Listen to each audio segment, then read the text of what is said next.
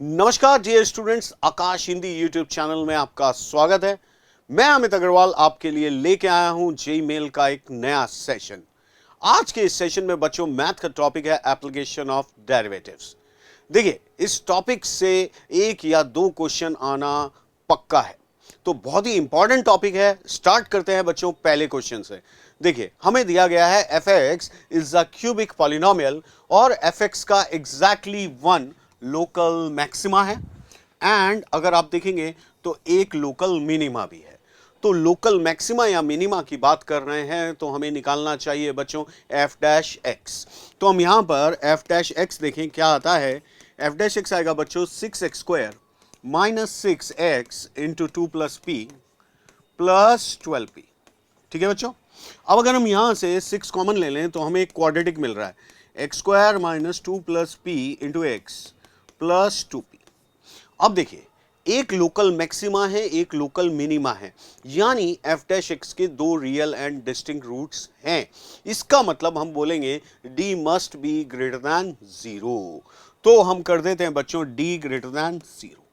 तो हमें क्या मिल रहा है, आप देखिए p + 2 whole square minus 8p greater than 0, यानी आया p - 2 whole square greater than 0। अब सोचिए कि भाई होल स्क्वायर तो हमेशा पॉजिटिव होता है? नहीं, होल स्क्वायर हमेशा नॉन नेगेटिव होता है, यानी यहां हमें चाहिए कि p - 2 होल स्क्वायर पॉजिटिव होना चाहिए। तो बच्चों p की वैल्यू क्या नहीं हो सकती? 2। सो p शुड नॉट बी 2। तो देखिए, अब हमें कहा गया p के इंटीग्रल वैल्यूज बताइए, कितने इंटीग्रल वैल्यूज आएंगी। तो अब आपका आंसर आ रहा p नॉट इक्वल टू 2, तो यानी एक वैल्यू नहीं होगी। तो हमारा आंसर एक तरह से आ गया infinite, but no such option is there. तो भाई कहां फंस रहे हैं हम फंस रहे हैं यहां log 16 माइनस पी स्क्वायर। भाई log डिफाइन भी तो होना चाहिए। तो हमने किया 16 minus P square greater than 0, यानी यहां से आ जाएगा पी स्क्वायर लेस देन 16। तो बच्चों p की वैल्यू आ गई -4 से 4। अब हमें पता चला p -4 से 4 होगा और क्या नहीं होगा, 2 नहीं होगा। तो p की वैल्यूज क्या क्या मिल गई, -3 -2 1 -1 0 1 3। So how many such values are there? 6 values. तो हमारा आंसर हो जाएगा ऑप्शन 2, 6 वैल्यूज। ठीक है, क्लियर। चलिए आगे बढ़ते हैं नेक्स्ट क्वेश्चन की तरफ। नेक्स्ट क्वेश्चन क्या है, देखिए, let f(x) is a twice differentiable function such that f double dash x greater than 0। यानी सबसे पहले हम इससे देखें कि इससे हम क्या कह सकते हैं। इससे हम कह सकते हैं कि भाई f dash x increasing graph है, f dash x is an increasing function. अब हमें एक नया फंक्शन दिया गया phi(x), f of x plus f of 2 minus x। तो हमें इसकी इंक्रीजिंग डिक्रीजिंग यानी इसकी मोनोटोनिसिटी के बारे में बातचीत करनी है। तो हम क्या करते हैं, phi डैश x निकालते हैं। क्या आएगा, f dash x minus f dash 2 minus x। तो बच्चों ये कहां जीरो हो रहा है, x इक्वल टू 1 पर, तो 1 लिखा हमने। ठीक है, अब f डैश x इंक्रीजिंग है तो 1 से बड़े के लिए क्या हो जाएगा, पॉजिटिव। तो यहां प्लस यहां माइनस, यानी phi डैश x नेगेटिव होगा। कब?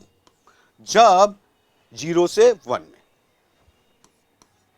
और बच्चों 1 से 2 में phi डैश x हो जाएगा पॉजिटिव, यानी हमारे पास आ गया phi x डिक्रीजिंग है 0 से 1 में और इंक्रीजिंग है 1 से 2 में। Option 4 that is right answer. Okay, चलिए नेक्स्ट क्वेश्चन देखते हैं बच्चों। देखिए, let f(x) is a cubic polynomial which increases in the interval -infinity to 0 union 1 to infinity और 0 से 1 में डिक्रीज कर रहा है।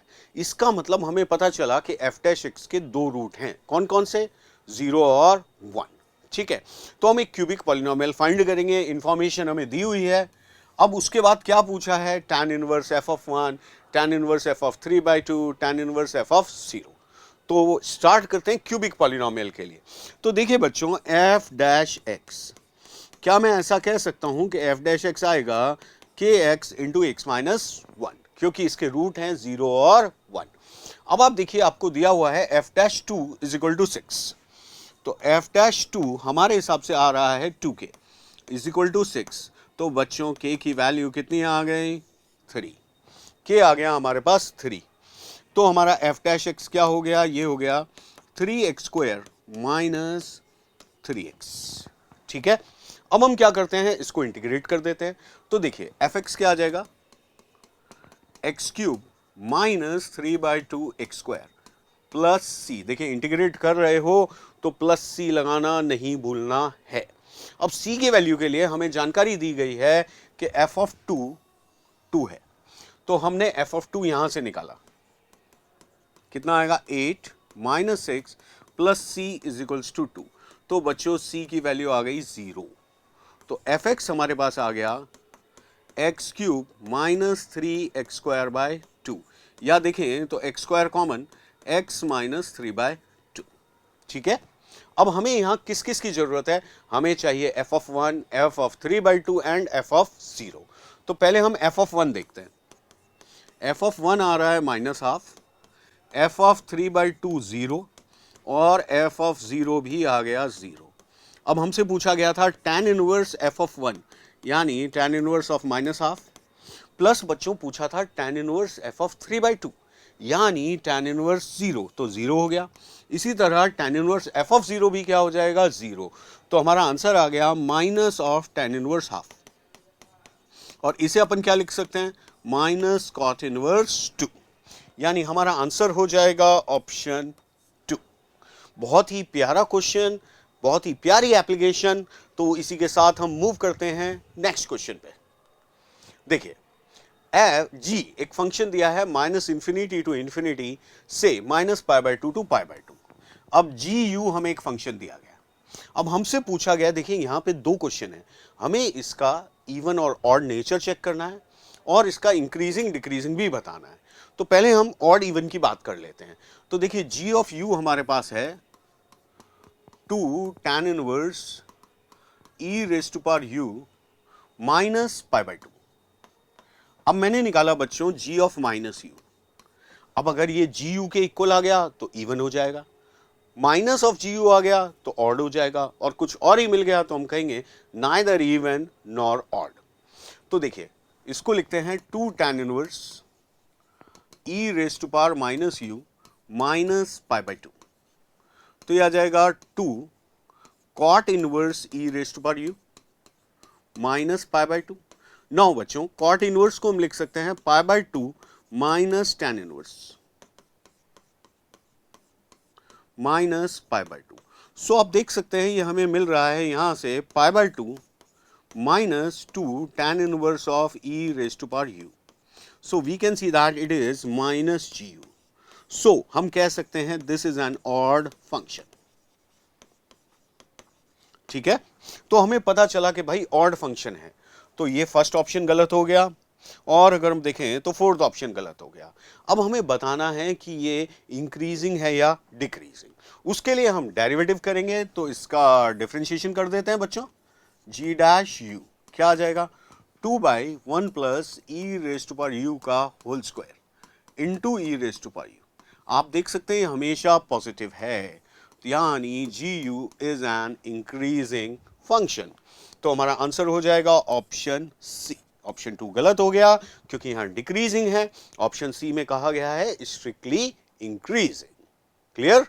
चलिए मूव करते हैं नेक्स्ट क्वेश्चन पे। नेक्स्ट क्वेश्चन क्या है?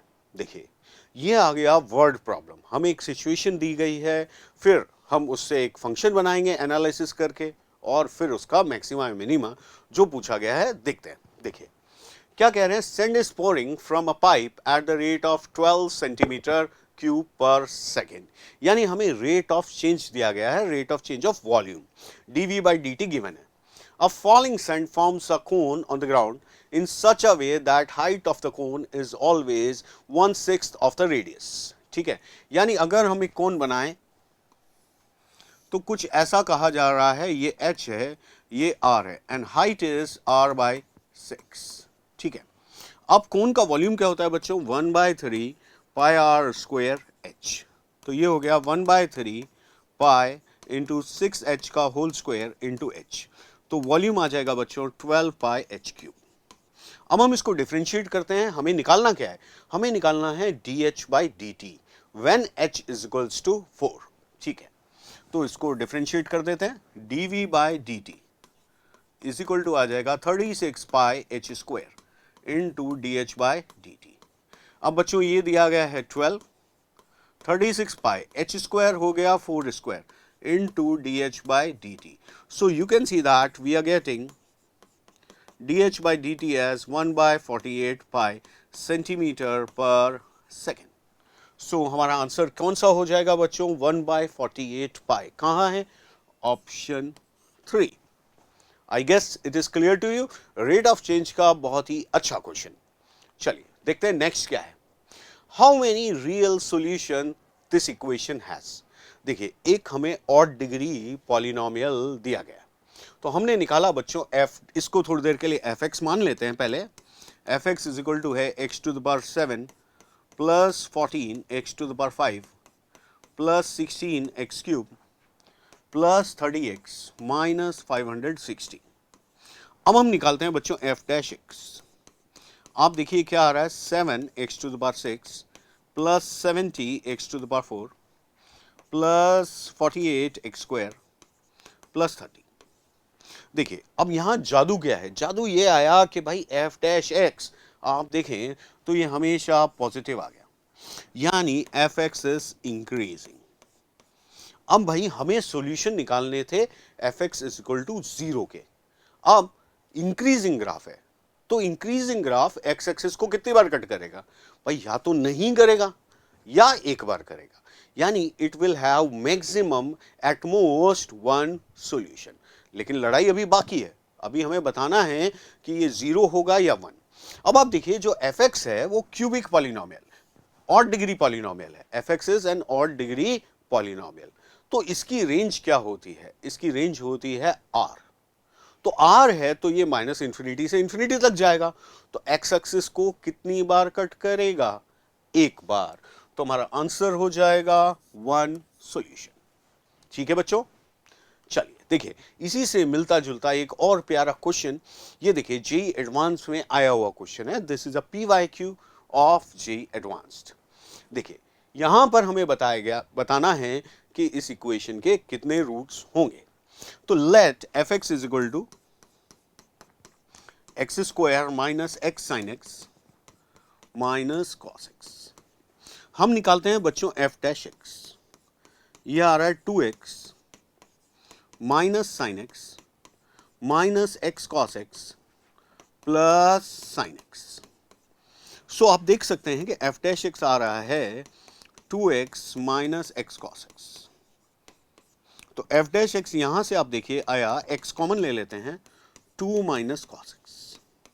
ठीक है, अब आप समझिए कि भाई 2 माइनस कॉस एक्स तो हमेशा पॉजिटिव है, तो बचा क्या, x, यानी इसका जो इंक्रीजिंग और डिक्रीजिंग है वो डिपेंड करेगा x पर।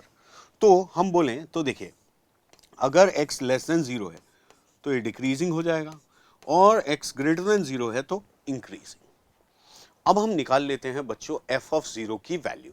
f ऑफ 0 आप देखिए क्या आ रहा है, ये आ रहा है -1। तो हम इसका ग्राफ बनाते हैं, 0 पर वैल्यू -1 है। अब उससे पहले ग्राफ है डिक्रीजिंग, यानी ये ऊपर से आएगा -1 पे मिलेगा, फिर इंक्रीजिंग हो जाएगा। तो आप देखिए कितने सॉल्यूशन आए, 2। Hence we can say that this equation will have exactly 2 solutions, यानी ऑप्शन 3। Is it clear बच्चों? चलिए नेक्स्ट क्वेश्चन देखते हैं। देखिए let fx and gx are two continuous functions defined such that fx1 is greater than fx2। कब बच्चों, जब x1 greater than x2 है, यानी हम कह सकते हैं fx is an increasing function। Simultaneously अगर आप देखें एक और फंक्शन दिया गया है g of x1 less than g of x2, when x1 is greater than x2, तो हम कह सकते हैं g is decreasing function। अब देखिए जब भी इंक्रीजिंग फंक्शन होता है, हम इनइक्वलिटी सॉल्व कर रहे हैं तो साइन चेंज नहीं करते, और डिक्रीजिंग होता है तो हम साइन चेंज करते हैं। तो देखिए अब हमें क्या इनइक्वलिटी दी गई है, f of g of alpha square minus 2 alpha is greater than F of G of 3 alpha minus 4। ठीक है, अब f इज इंक्रीजिंग तो हम इनइक्वलिटी का साइन चेंज नहीं करेंगे, तो हमारे पास आएगा g of alpha square minus 2 alpha greater than g of 3 alpha minus 4। अब g एक डिक्रीजिंग फंक्शन है तो हमें इनइक्वलिटी का साइन चेंज करना पड़ेगा, तो alpha square minus 2 alpha less than 3 alpha minus 4, so alpha square minus 5 alpha plus 4 less than 0। ठीक है बच्चों, अब हम करते हैं इसको फैक्टराइज, तो हमें मिलेगा alpha minus 1 into alpha minus 4 less than 0। तो बच्चों 1 4 प्लस माइनस प्लस, सो हमारा आंसर आ जाएगा अल्फा बिलोंग्स टू 1 2 4। कौन सा ऑप्शन है? ऑप्शन 3। तो हमारा आंसर आ जाएगा ऑप्शन 3। क्लियर? चलिए नेक्स्ट क्वेश्चन बच्चों, इफ द फंक्शन fx, फिर से एक क्यूबिक पॉलिनोमियल दिया गया है और बोला गया है it attains maxima at p and minima at q। ठीक है भाई, तो हमने निकाला f डैश x, क्या आ रहा है 6x square minus 18ax plus 12a square. बच्चों 6 कॉमन ले लेते हैं, ऐसा कुछ आ रहा है, यानी x माइनस ए एक्स माइनस 2a। अब देखिए आप a 2a plus minus plus, तो अब आप देखिए a पर ये प्लस से माइनस हो रहा है, कौन? f डैश x, तो a is our point of maxima. 2a पर ये माइनस से प्लस हो रहा है तो it is point of minima. तो हम कह सकते हैं कि भाई p तो आ गया a और q आ गया 2a। अब ये गिवन है p square is equals to q, तो बच्चों a square is equals to 2a। अब देखिए यहां पर पता है a एक पॉजिटिव नंबर है दिया गया है, आप देखिए a ग्रेटर देन 0, तो हम a से a को कैंसिल आउट कर सकते हैं, तो हमारे पास a की वैल्यू आ गई बच्चों 2। So our answer is a is equals to 2, option 3। ठीक है, चलिए मूव करते हैं नेक्स्ट क्वेश्चन पे। नेक्स्ट क्वेश्चन क्या है? A cone of maximum volume is inscribed in a given sphere. ठीक है, then the ratio of the height of the cone to the diameter of the sphere. देखिए sphere is given मतलब इसकी radius हमें पता है। ठीक है, तो देखिए ये हमने एक स्फीयर बनाया, इसके अंदर एक कोन बना देते हैं, ये कोन की हाइट हो गई h मान लिया हमने, और ये हो गई रेडियस। तो बच्चों ये जो डिस्टेंस है ये कितनी हो गई? h माइनस आर, और ये हमने मान लिया स्मॉल r, कोन की रेडियस।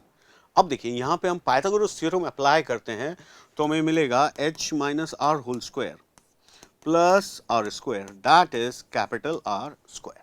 ठीक है बच्चों, तो यहां से स्मॉल आर स्क्वायर क्या आ जाएगा? 2rh minus H square. ठीक है, अब देखिए कोन का वॉल्यूम क्या होता है? Pi by 3 R square H, तो v इज इक्वल्स टू आ गया pi by 3 2rh minus H square into capital h। ठीक है, सो अगर हम देखें dv बाई डी एच कर देते हैं तो हमें मिलेगा पाई बाय 3 इंटू बच्चों ये आ गया 4rh minus 3h square is equals to कर देते हैं 0। भाई मैक्सिमा मिनिमा करना है तो 0 कर देते हैं, तो यहां से आएगा h इज इक्वल टू 0 और h इज इक्वल टू आ जाएगा हमारे पास 4r बाय 3। ठीक है बच्चों, क्लियर?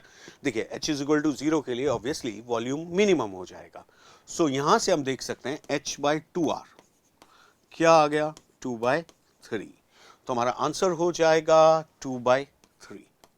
ओके, चलिए मूव करते हैं नेक्स्ट क्वेश्चन पे। देखिए fx हमें एक पॉलिनोमियल दिया गया है क्यूबिक, और gx एक बहुत बड़ा सा पॉलिनोमियल है।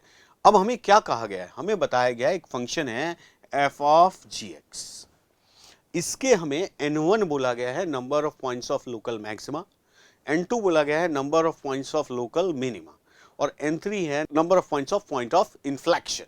ठीक है, तो अब आप देखिए क्या करते हैं हम मान लेते हैं एच एक्स क्या है, एफ ऑफ जी एक्स। ठीक है, हमने निकाला एच डैश एक्स, क्या आएगा, एफ डैश जी एक्स इंटू जी डैश एक्स। ठीक है, तो एच डैश एक्स क्या आ रहा है, एफ डैश जी एक्स, यानी इसका डिफरेंशिएशन क्या आ जाएगा बच्चों, जी एक्स का होल स्क्वायर प्लस जी एक्स प्लस 1 इंटू जी डैश एक्स। देखिए अब आप, ये जो वैल्यू आई ये हमेशा पॉजिटिव है, यानी ये एच डैश एक्स को पॉजिटिव या नेगेटिव चेंज करने में कोई इंफ्लुएंस नहीं करेगी, यानी जो कुछ डिसाइड करेगा वो कौन करेगा, जी डैश एक्स। तो अब हम देखते हैं जी डैश एक्स क्या है। देखिए, अगर हम एक्स स्क्वायर माइनस 9 को फैक्टराइज करें तो हमें मिलेगा X plus 3 X minus 3, am I right. अब X square minus 4x plus 3 को फैक्टराइज करेंगे तो x माइनस 1 एक्स माइनस 3। तो बच्चों x माइनस 1 और x माइनस 3, x माइनस 3 को मैं थोड़ी देर बाद स्क्वायर करता हूं, देखिएगा आप। अब X square minus 3x plus 2 इसको फैक्टराइज करें तो x minus 1 x minus 2, x minus 1 दो बार आ गया तो इसका स्क्वायर कर देते हैं। अब देखिए x square minus 2x minus 3, इसको की अगर आप फैक्टराइज करते हैं तो आपको मिलेगा x माइनस 3 एक्स प्लस 1। अब x माइनस 3 कितनी बार आ गया बच्चों, 3 बार, इसलिए मैंने अभी क्यूब लिख दिया। अब हम देखें साइन चेंज कहां कहां हो रहा है, क्या क्या आ रहा है। तो एक आया माइनस 3 माइनस 1 1 2 3। अब आप देखिए 3 पर यहां से प्लस लिखा, माइनस, माइनस क्यों, क्योंकि पावर ऑड है। 2 पर फिर से पावर ऑड है, 1 पर पावर इवन है बच्चों तो प्लस हो गया। ठीक है, नेक्स्ट अगर हम देखें फिर ऑड तो माइनस और यहां पर प्लस। तो अगर हमसे कोई पूछे मैक्सिमा, लोकल मैक्सिमा, तो लोकल मैक्सिमा कब होता है, जब प्लस से माइनस हो। तो कहां कहां हो रहा है बच्चों, माइनस 3 पर और 2 पर। लोकल मिनिमा जब माइनस से प्लस हो रहा हो, माइनस से प्लस कहां हो रहा है, माइनस 1 पर और 3 पर। और अगर हम बात करें पॉइंट ऑफ इन्फ्लेक्शन,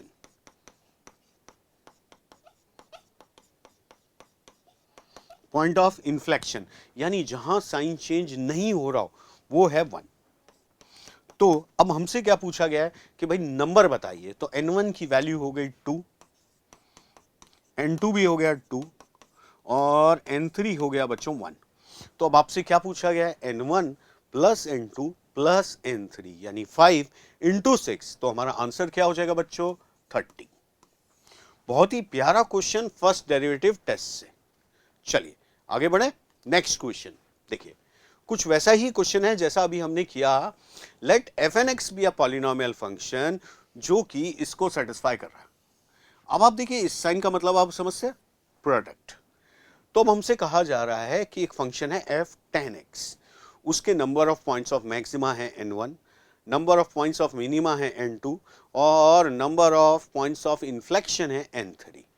तो हम देखें तो एफ डैश टेन एक्स ये क्या हो जाएगा, ये हो जाएगा बच्चों x माइनस 1, प्रोडक्ट है तो x माइनस 2 का होल स्क्वायर, x माइनस 3 का whole cube, x minus 4 whole power 4, x minus 5 whole power 5, x minus 6 whole power 6, x minus 7 whole power 7, x minus 8 whole power 8, x minus 9 power 9 और lastly we have x minus 10 whole power 10।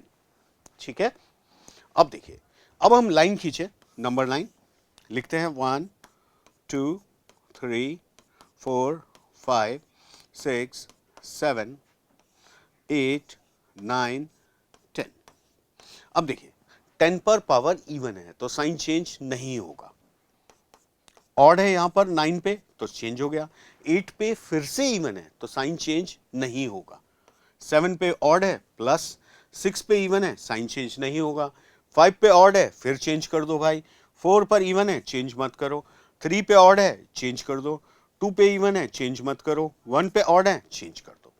अब बच्चों यहां पे हम देख सकते हैं कि जहां जहां साइन चेंज हो रहा है वो भी प्लस से माइनस तो मैक्सिमा हो गया, माइनस से प्लस हो रहा है तो मिनिमा, और जहां पे साइन चेंज नहीं हो रहा है वो हो गए पॉइंट्स ऑफ इन्फ्लेक्शन। तो बच्चों यहां पे हम देखें तो हम यहां लिखते हैं local maxima, x is equal to कहां पे आएगा बच्चों, जहां पर प्लस से माइनस हो रहा है, यानी 3 पर, और हमारे पास देखिए 7 पर आ रहा है, तो x इक्वल टू 3,7। अगर हम बात करें लोकल मिनिमा, तो x इक्वल टू यानी जहां पर माइनस से प्लस हो रहा हो, कहां पे हो रहा है, 1 पे, आप देखिए 5 पे और 9 पे, 1 5 9, और point of inflection, points of inflection जहां पे साइन चेंज नहीं हो रहा है, कहां पे नहीं हो रहा है, 2 4 6 8 10। अब आपसे पूछा गया है कि वो क्या आएंगे, इनके सम ऑफ द वैल्यूज। तो n1 की वैल्यू हो गई बच्चों 10, n2 हो गया 1 + 5 + 9 यानी 6 + 9 15, और n3 हो गया 2 + 4 + 6 + 8 + 10 यानी हो गया बच्चों 30। तो अब आपसे क्या पूछा गया है, n1 + n2 + n3, तो इनका सम कितना आ गया, 55।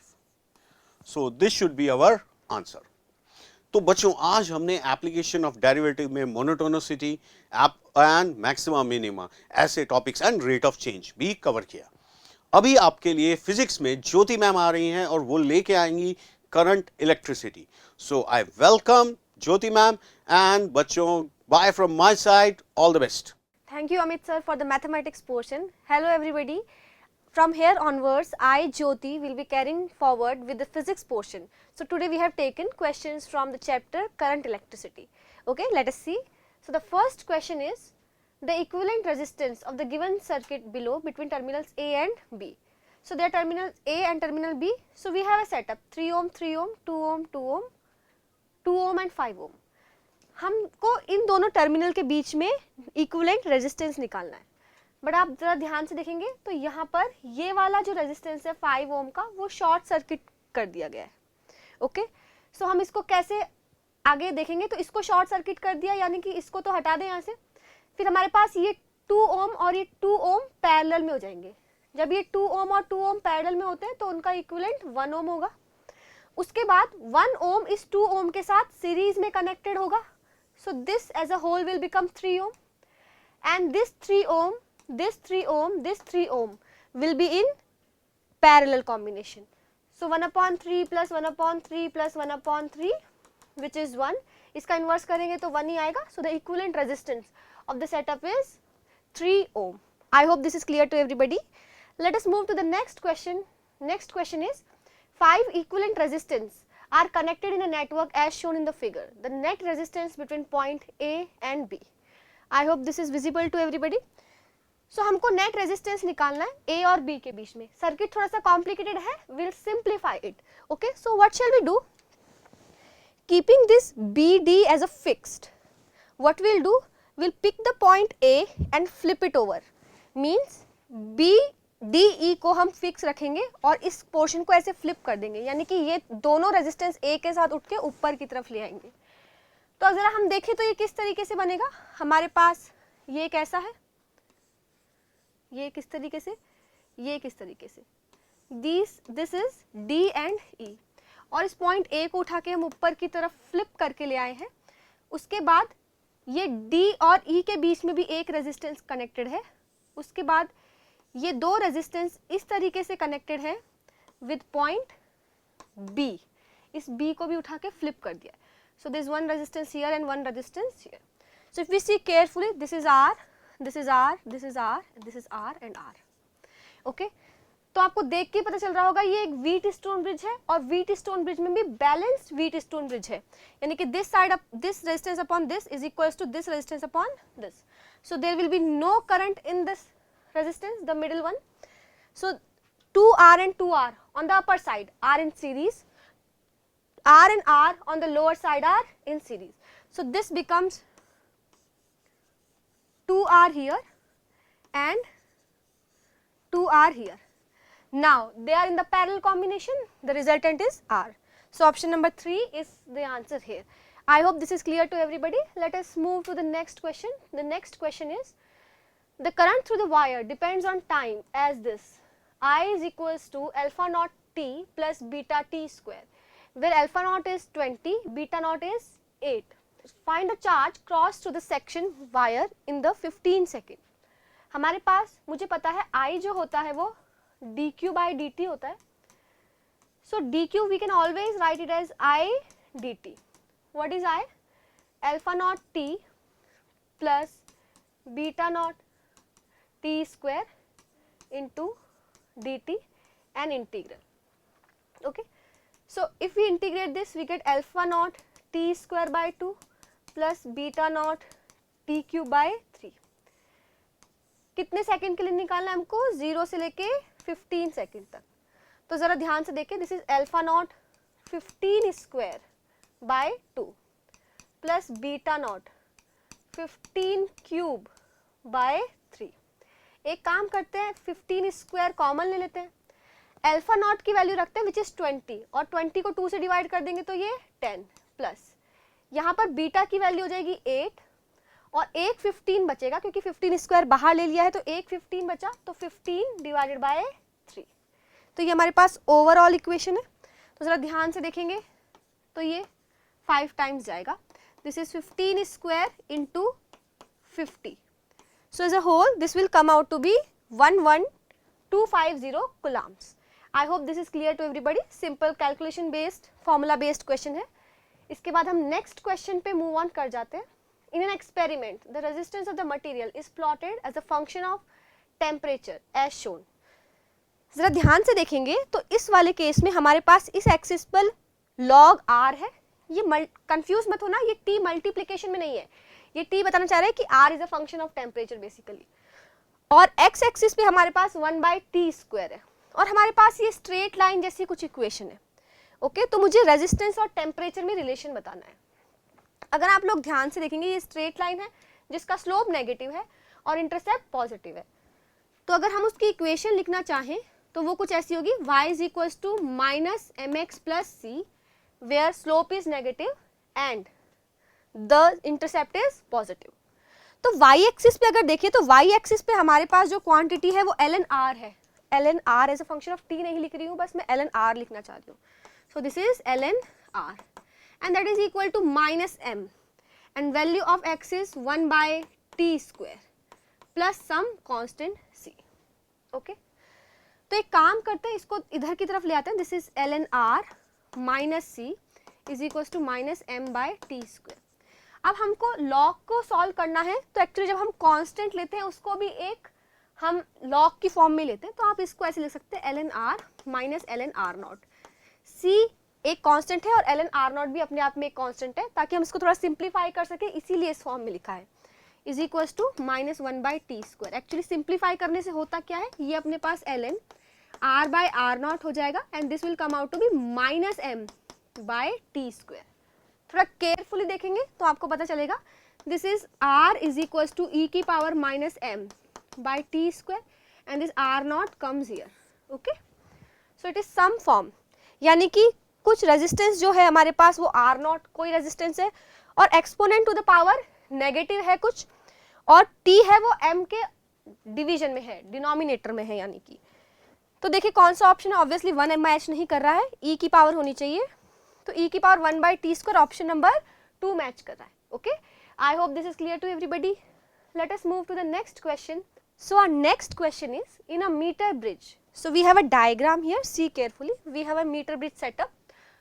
The wire of length 1 meter has a non-uniform cross section. Means you can see this wire A to B which has a non-uniform cross section. Its cross section is increasing with respect to time, such that the variation dr by dl, which means the variation of resistance with respect to the length, is given as proportional to 1/√L. The two equal resistances are connected as shown in the figure, which means R dash and R are equal resistances. The galvanometer has zero deflection when jockey is at point P.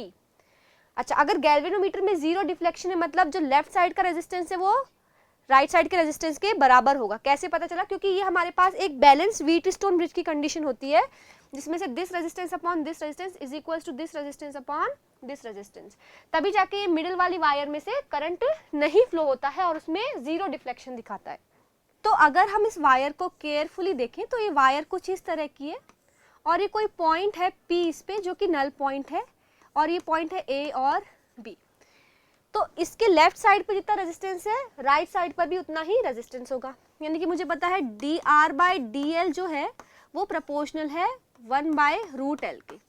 यानी कि अगर हम proportionality हटाएं तो हमारे पास एक constant आएगा which is k/√L, something like this. एक काम करते हैं, dl को उस साइड ले जाते हैं तो k/√L into dl and integrating both side. मुझे पता है A से लेके P तक का जो रेजिस्टेंस है वो ही P से लेके B तक का रेजिस्टेंस है। ये लेंथ हमको L दे रखी है, ये टोटल लेंथ 1 मीटर है। तो मुझे पता है resistance for A to P is equals to resistance for P to B। तो इसको केयरफुली देखने में पता चलेगा, यानी कि रेजिस्टेंस की वैल्यू देखें तो k/√L इंटू DL, A से लेके P यानी कि 0 से लेके L तक is equals to k/√L DL for P to B यानी कि L से लेके 1 तक। It is something like this. I hope this is clear. k से k कैंसिल आउट हो जाता है और it is something like L to the power -1/2 DL is equals to L to the power -1/2 DL for the limits 0 to L, L to 1. Okay, let us put the limits. पहले integrate करते हैं। This is L to the power 1/2 divided by 1/2 which is 2√L integration 0 से लेके L is equals to 2√L L से लेके 1। 2 से 2 cancel out हो जाता है, अपर लिमिट रखते हैं √L -0 is equals to 1 -√L। इसको इधर ले आते हैं, this is 2√L is equals to 1, √L is equals to 1/2. So from here L comes out to be 1/4. 1/4 अगर इसको मीटर्स में कन्वर्ट करेंगे तो 0.25 मीटर्स जैसा कुछ हो जाएगा। So let us see कौन सा आंसर मैच करता है। This is 0.25 meters. I hope this is clear to everybody. Let us move to the next question. The next question says in the circuit shown the potential difference between A and B is। तो ये दो point है, ये circuit diagram है हमारे पास। 5 ओम, 10 ओम, 1 ओम, 1 ओम, 1 ओम, 1 volt battery, 2 volt battery and 3 volt battery. तो अगर हम इसको कनेक्ट करते हैं तो जरा ध्यान से देखो, ये कुछ ऐसा देखा जाता है कि ये बैटरी है और इसका कुछ इंटरनल रेजिस्टेंस है, ये एक और बैटरी है उसका कुछ इंटरनल रेजिस्टेंस है और ये बैटरी है उसका कुछ इंटरनल रेजिस्टेंस है। ये तीनों बैटरी पैरेलल कॉम्बिनेशन में कनेक्टेड है, तो इसका हम इक्विवेलेंट निकालेंगे। एक तो इक्विवेलेंट ईएमएफ निकालेंगे और एक इक्विवेलेंट रेजिस्टेंस निकालेंगे। तो मुझे पता है 1/R equivalent is equals to 1/R1 plus 1/R2 plus 1/R3 which comes out to be 3। तो R इक्विवेलेंट कितना हो जाता है 1/3। मुझे E इक्विवेलेंट निकालना है, यानी कि बैटरी का equivalent EMF, so which comes out to be E1/R1 plus E2/R2 plus E3/R3 divided by 1/R1 plus 1/R2 plus 1/R3. So this E equivalent will come out to be 1/1 plus 2/1 plus 3/1 divided by 1/1 plus 1/1 plus 1/1. This is 1 plus 2 plus 3 which comes out to be 6 divided by 1 plus 1 plus 1 3 which is 2 volt. So अगर इन तीनों को replace करें तो हमको एक 2 volt की battery को के इंटरनल रेजिस्टेंस 1/3 के साथ रिप्लेस करना पड़ेगा। यानी कि ये सेटअप कुछ ऐसा हो जाएगा, ये पॉइंट ए है, कुछ resistance battery with internal resistance और एक और रेजिस्टेंस और पॉइंट बी, ये 2 वोल्ट और ये 1/3 ओम इसका इंटरनल रेजिस्टेंस। जरा यहाँ पे ध्यान से देख रहे थे, ये 5 ओम है और ये 10 ओम है। तो this is 5 ohm, this again resistance is 10 ohm. हमको करना क्या है, ए से लेके बी के बीच में पोटेंशियल डिफरेंस निकालना है। पहली बात तो ये सर्किट कंप्लीट नहीं है तो इसमें करंट फ्लो नहीं होगा, यानी कि ये I इज इक्वल्स टू 0 हो गया। अब हम VA से चालू करते हैं, इसके अक्रॉस कुछ ड्रॉप नहीं होगा, 0 क्योंकि करंट ही नहीं है। इसके अक्रॉस कितना हो गया, this is -2 0 0 is equals to VB. So VA minus VB is equals to 2 volt. 2 volt is the answer here. So let us see which of the option is matching 2 volt. I hope ये सबको clear है. Whatever answer you get, you may put it in the comment section. Okay? Let us move to the next question. Next question is determine the charge and the capacitor in the following circuit. In the last series we have done the capacitor part. Okay? इस बारी इसमें हमको charge पूछा गया है.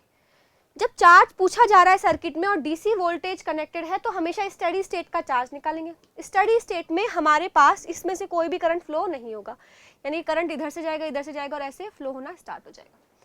तो जरा ध्यान से देखो, इसमें कोई भी करंट नहीं जा रहा है, तो जरा इसका इक्विवेलेंट निकालते हैं. ये अपने आप में 12 ओम हो जाता है और वो 12 ओम मिलके 4 ओम के साथ कितना बनाता है, पैरेलल कॉम्बिनेशन में है. तो 12 × 4 divide by 12 + 4. So this comes out to be 4 and 3. This comes out to be 3 ohm. यानी कि ये इसके साथ मिलके 3 ओम बनाएगा. वो 3 ओम इसके साथ सीरीज में कनेक्टेड है. 3 ओम + 6 ओम यानी कि R इक्विवेलेंट कितना हो जाएगा, 3 + 6 यानी कि 9 ओम. तो अगर हम करंट निकालना चाहें तो करंट जो हो जाएगा हमारे पास हो जाएगा 72 divided by 72 volts divided by 9 which is 8 amperes. Okay, so इस सर्किट को मैं रीड्रॉ कर लेती हूँ. हमारे पास एक बैटरी थी,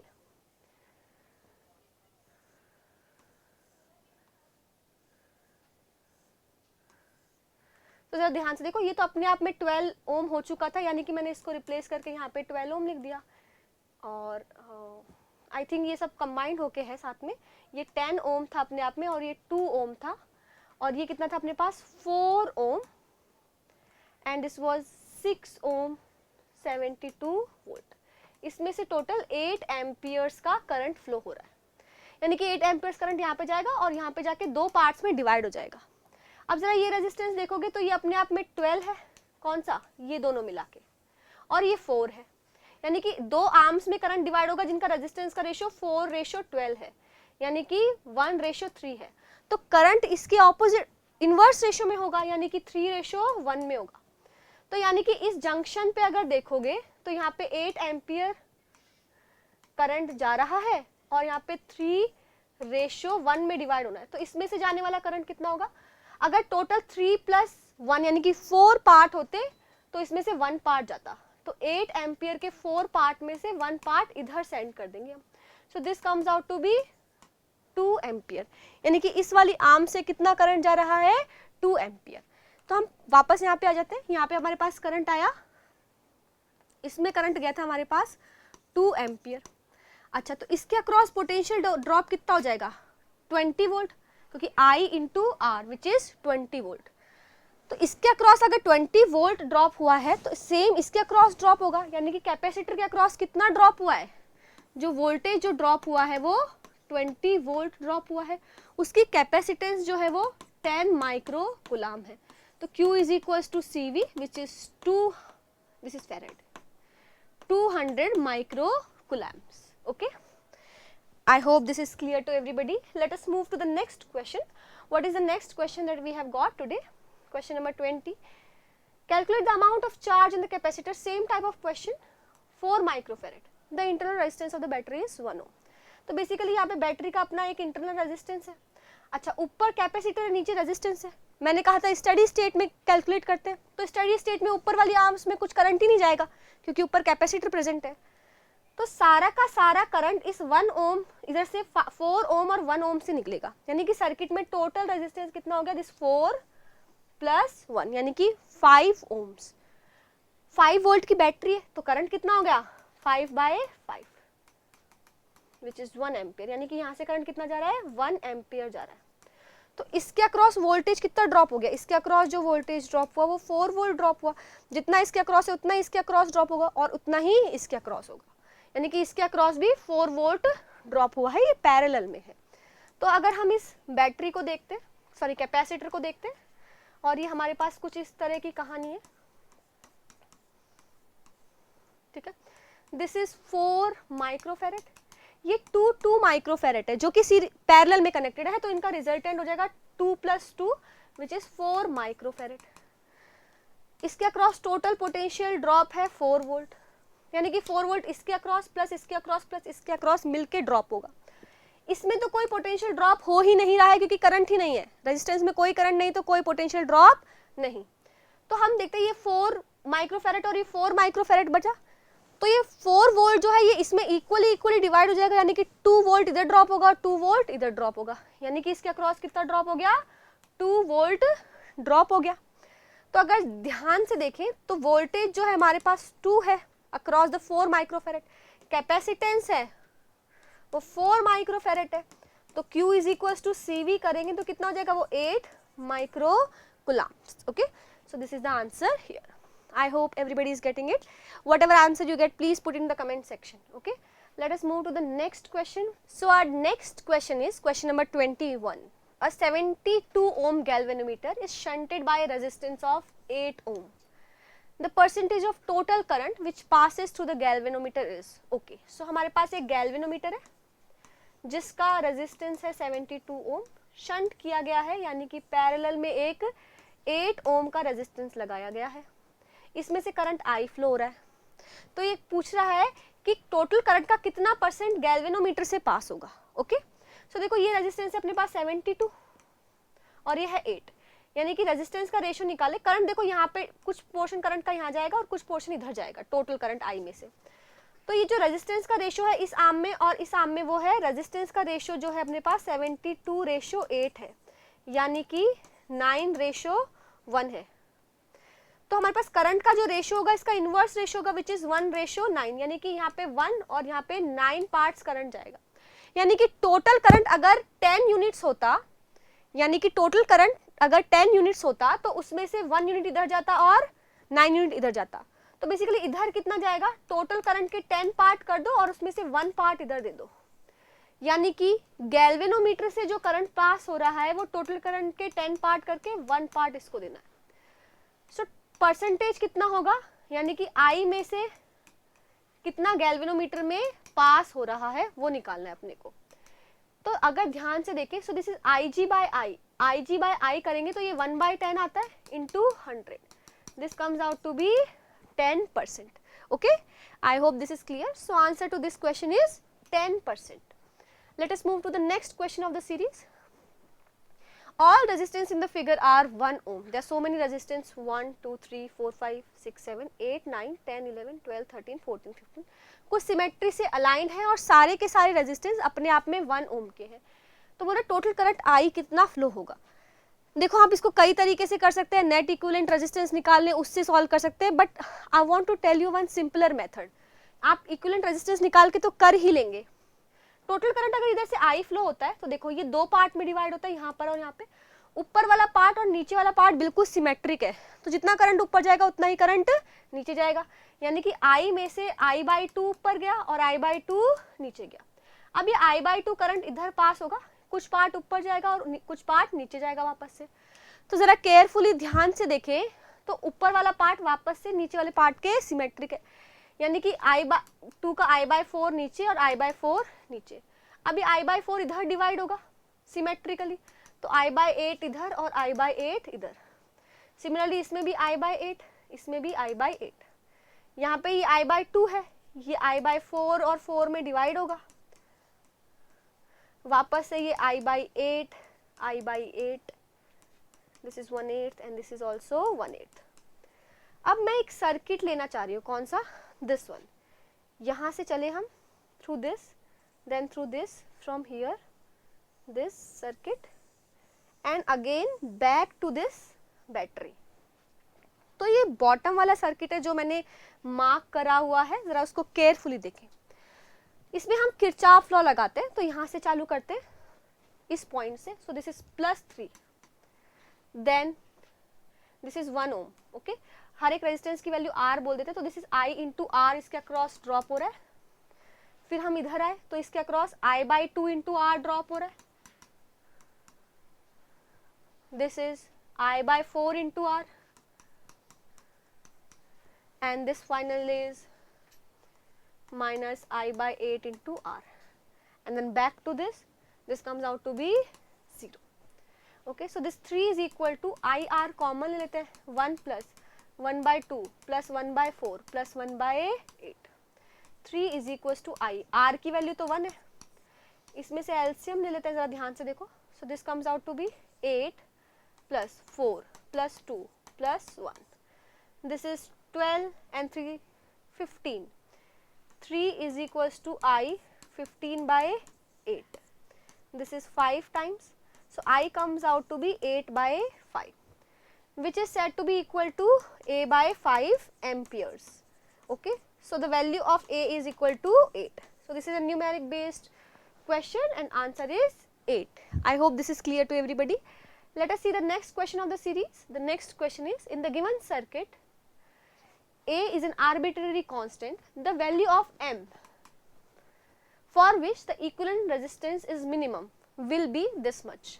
Then the X is. तो पहले हमारे पास जरा ध्यान से देखो, ये M एक्चुअली इधर है, this is A by M. सो हमारे पास तीन रेजिस्टेंस है MA, MA, MA. अगर ये पैरेलल में कनेक्टेड है जैसा कि दिख रहा है हमें, तो इसका इक्विवेलेंट हो जाएगा MA by 3.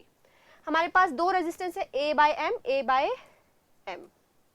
तो इनका इक्विवेलेंट हो जाएगा A by 2M. ये सबको निकालना आता है, इक्वल रेजिस्टेंस है तो उतने ही से डिवाइड हो जाता है पैरेलल कॉम्बिनेशन में. फिर हमारे पास दो रेजिस्टेंस हुए जो कि अपने आप में सीरीज में, एक ये वाला और एक ये वाला. तो इनका इक्विवेलेंट जो हो जाएगा वो हो जाएगा हमारे पास MA by 3 plus A by 2M. अब मुझे क्या करना है, इसको मिनिमम करना है, इक्विवेलेंट रेजिस्टेंस को मिनिमम करना है, यानी कि dr by dm को क्या करेंगे, 0 के बराबर पुट करेंगे. क्योंकि m के रेस्पेक्ट में क्यों हमने डिफरेंशिएट किया, क्योंकि a तो कांस्टेंट है, m पे वैल्यू डिपेंडेंट है, तो m के रेस्पेक्ट में इसको मिनिमाइज करना है. तो इसको डिफरेंशिएट करेंगे तो this is a by 3 minus a by 2m square and that is equal to 0. So यहाँ से देखेंगे तो हमारे पास a by 3 is equals to a by 2m square.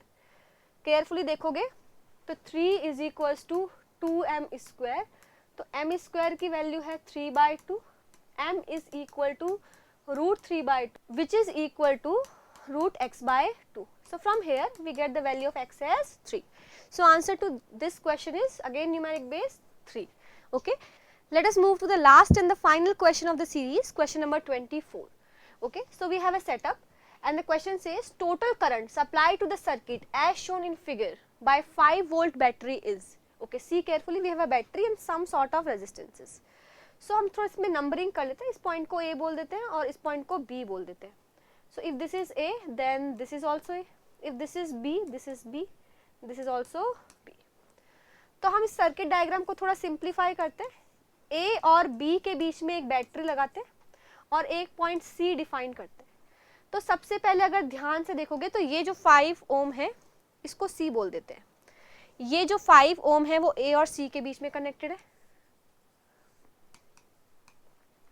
ये वाला जो 5 ओम है वो भी A और C के बीच में कनेक्टेड है. ये वाला 5 ओम A और B के बीच में कनेक्टेड है. So this is A, this is B. और ये वाला 2.5 ohm is C and B. This is 2.5 ohm. तो ये दोनों पैरेलल में है. This combination comes out to be 2.5. 2.5 के साथ ये सीरीज में है तो that comes out to be 5. ये टोटल 5 बन गया है ऊपर और ये 5 उसके पैरेलल में है, तो इक्विवेलेंट इज 5 एंड 5 इन parallel comes out to be 2.5. यानी कि R इक्विवेलेंट जो है अपने पास वो 2.5 है. अगर बैटरी देखोगे तो वो अपने पास है 5 वोल्ट, यानी कि वोल्टेज हो गया 5 वोल्ट, तो करंट हो जाएगा 5 divide by 2.5. This comes out to be 2 amperes. So answer to it is 2. Okay. I hope this is clear to everybody. Thank you so much for being with us throughout, and for more updates stay tuned and do like and subscribe to our channel. Thank you so much.